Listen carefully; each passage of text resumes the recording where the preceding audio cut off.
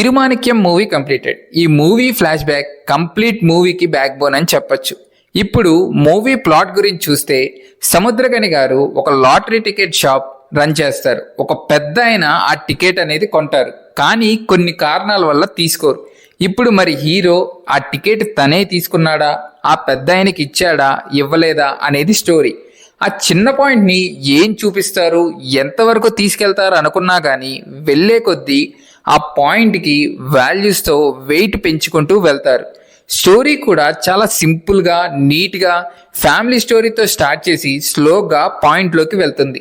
And screen play పరంగా చూస్తే breaks అనేది యాడ్ ఆన్ చేస్తూ అలా ఇంట్రెస్టింగ్గా వెళ్తుంది. ఒక టైం వచ్చేసరికి ఎమోషన్ అండ్ టెన్షన్ మంచి హైలోకి తీసుకెళ్తారు. అండ్ ఇప్పుడు క్యారెక్టర్స్ గురించి చూస్తే మేజర్గా నచ్చిన క్యారెక్టర్స్ వచ్చి నాజర్ గారు అండ్ అలాగే చైల్డ్ రోల్ చాలా న్యాచురల్గా అనిపించింది. అండ్ ఆ చైల్డ్ క్యారెక్టర్ కూడా బాగా ఇన్వాల్వ్ అయ్యాడు అనిపించింది. అలాగే సముద్రగని గారు మీరు ఎలాంటి మూవీ తీసుకున్నా ఆ క్యారెక్టర్ని చాలా న్యాచురల్గా ప్రజెంట్ చేస్తారు. ఈ మూవీకి కూడా పర్ఫెక్ట్గా సెట్ అయ్యారు.